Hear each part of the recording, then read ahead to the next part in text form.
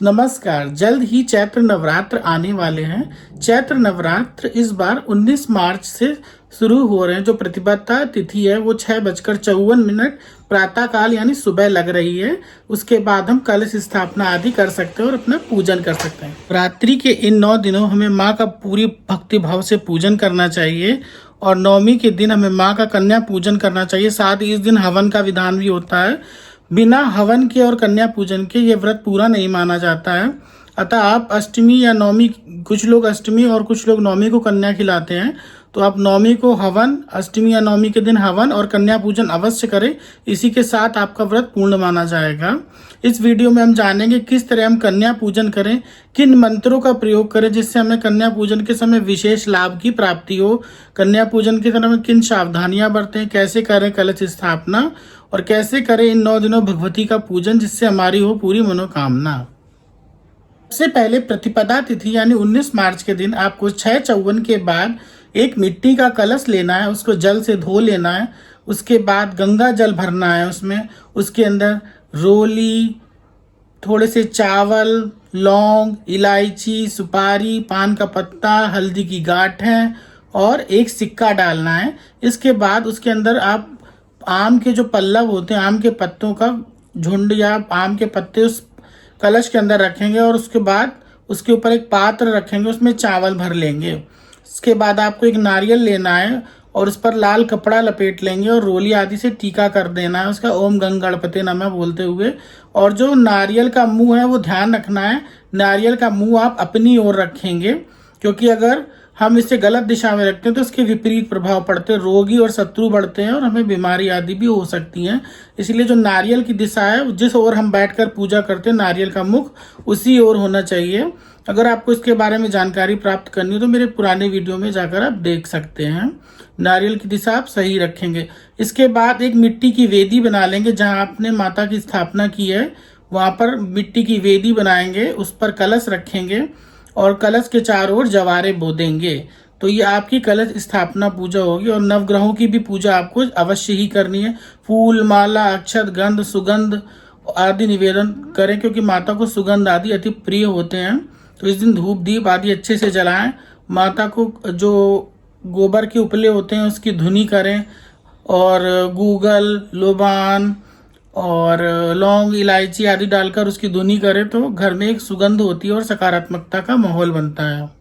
9 दिनों आपको दुर्गा सप्तशती के पूरे 13 अध्यायों का पाठ करना चाहिए अगर संभव हो तो। अगर आपके पास इतना समय नहीं है तो आप दुर्गा सप्तश्लोकी जो शुरुआत में दी गई उसे पढ़ सकते हैं, या दुर्गा जी के 108 नाम दिए गए हैं वो भी आप पढ़ सकते हैं। वो हिंदी और संस्कृत दोनों में दिए गए हैं, जैसी आपकी सुविधा हो। अगर आप नहीं पढ़ पा रहे हैं तो आप उन्हें सुन भी सकते हैं वीडियो आदि चलाकर। इसके अलावा आप अगर पूरे 13 अध्यायों का पाठ नहीं कर सकते हैं तो नित्य ही कवच, अर्गला स्तोत्र, कीलक और सिद्ध कुंजिका स्त्रोत का पाठ तो आप अवश्य ही कीजिए अगर आपको किसी मनवांछित कामना की पूर्ति पानी है। और जो व्यक्ति भक्ति भाव से और पूरे तन मन से माँ की पूजा करता है, भगवती उसके सारे कष्ट निश्चय ही दूर करती हैं और नवमी के अंत तक उसकी इच्छा की भी पूर्ति माता अवश्य ही करती है। बस आपका विश्वास और भाव सच्चा होना चाहिए। दिनों तक आपको पूरे घर में पूरा भक्तिपूर्ण माहौल बनाकर रखना चाहिए। सुबह, दोपहर और शाम भक्ति भाव से माँ की आरती करनी चाहिए, उन्हें भोग अर्पित करना चाहिए। शाम के समय भजन कीर्तन आदि करने चाहिए। ऐसे जैसे कि आपके घर कोई मेहमान आता है तो उसका स्वागत करते, इस तरह माँ 9 दिन के लिए हमारे घर आती है, हमें पूर्ण भक्ति भाव के साथ उनका आदर सम्मान करना चाहिए, जिससे माँ हमारे मनवांछित कामनाओं की पूर्ति तो करती ही हैं और हमारे ऊपर उनका सदा ही आशीर्वाद भी बना रहता है। नवमी के दिन हमें माँ का हवन करना चाहिए। हवन के लिए आपको हवन सामग्री में कुछ जड़ी बूटियाँ और जैसे जटामानसी हो गया, नागर मोथा हो गया और लौंग, इलायची, जायफल, कमलगट्टे और गूगल आदि ये सब चीज़ें होती हैं, आप इसमें मिला लें। शहद मिला लें, घी मिलाएं और जो आपके पंच फल जैसे कि वो ड्राई फ्रूट्स होते हैं, मखाने हो गए, लौंग, इलायची, सुपारी, ये सब आप मिला लें। मखाने हो गए, काजू बादाम हो गए, सारे मिलाकर अच्छा सा एक मिश्रण बना लें। निर्वाण मंत्र या दुर्गा सप्तशती में दिए गए मंत्रों द्वारा माता की आहुतियां दें और हवन करें।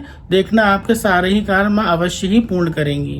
मां की पूर्ति के लिए बेल के पत्र यानी बिल्व पत्र, लाल कनेर और जावा कुसुम यानी गुड़हल का जो फूल होता है उसमें तिल और शक्कर मिलाकर आपको हवन करना चाहिए, तो आपकी मनवांछित कामना मां पूरी करती हैं।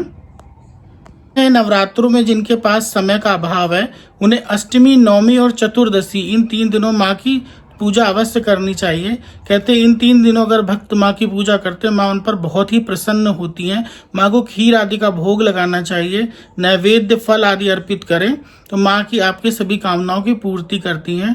और अगर आप बहुत सारे मंत्र या ये सब नहीं कर सकते हैं तो आप कुछ साधारण मंत्रों से भी माँ की स्तुति कर सकते हैं, जैसे सर्व मंगल मांगल्ये शिवे सर्वार्थ साधिके शरण्ये त्र्यंबके गौरी नारायणी नमोस्तुते, ओम दुंग दुर्गाय नमः इस मंत्र आदि का आप जाप कर सकते हैं। अष्टमी या नवमी जिस भी दिन आप कन्या खिलाते हैं तो कन्या खिलाते समय कुछ बातों का आपको ध्यान रखना चाहिए। जो कन्या की आयु है 2 वर्ष से कम और 10 वर्ष से अधिक नहीं होनी चाहिए। कन्या अंग भंग और कुरूप नहीं होनी चाहिए। आपको इन बातों का ध्यान रखना है। और कन्या पूजन के समय उनको सबसे पहले उनके चरण आपको धोने हैं, उसके बाद उन्हें रोली आदि का टीका लगाना है, उनको चुन्नी अर्पित करनी है, सुगंध निवेद कर ये सुगंध यानी जो आपके पास इत्र या जो भी हो उनके ऊपर उसका छिड़काव करें और उन्हें स्थान दें, शुद्ध और सात्विक भोजन कराएं और इन चीज़ों का आपको ध्यान रखना है। 9 देवियों की पूजा करते समय आपको 9 मंत्रों का प्रयोग करना है। जब आप पहली देवी की पूजा करेंगे तो आप जब पहली कन्या को टीका आदि लगाएंगे, आरती उतारेंगे तो ओम कुमारे नमः इस मंत्र को बोलेंगे। दूसरी कन्या के लिए त्रिमूर्ते नमः, तीसरी कन्या के लिए कल्याणे नमः, चौथी कन्या के लिए रोहिण्ये नमः, 5वीं कन्या के लिए कालिकाय नमः, 6ठी कन्या के लिए चंडिकाय नमः, 7वीं कन्या के लिए सांभवे नमः, 8वीं कन्या के लिए दुर्गाय नमः, 9वीं कन्या के लिए सुभद्राय नमः। इन 9 मंत्रों का आप प्रयोग करेंगे। इससे आपके विशेष कामनाओं की पूर्ति होगी और माँ भगवती आप पर अत्यंत ही प्रसन्न होती हैं। और कहते हैं जो कन्याओं की संख्या है वो 9 होनी चाहिए। कन्या खिला लें और जब उनकी विदाई करें तो उनके द्वारा आप अपने ऊपर चावल या अक्षत छिड़कवाएं। इससे क्या होता है आपको माँ भगवती का पूर्ण आशीर्वाद मिलता है और उन्हें दक्षिणा अवश्य दे। इस तरह आपका कन्या पूजन संपन्न होगा और माँ भगवती की आपको कृपा प्राप्त होगी। अब बात करते हैं इस बार अष्टमी और नवमी तिथि कब है। तो अष्टमी तिथि इस बार 26 मार्च को पड़ रही है और जो नवमी तिथि है वो इस बार 27 मार्च को पड़ रही है। तो आप जिस भी दिन कन्या खिलाते हैं या कन्या पूजन करते हैं उस हिसाब से आप 26 या 27 मार्च को कर सकते हैं।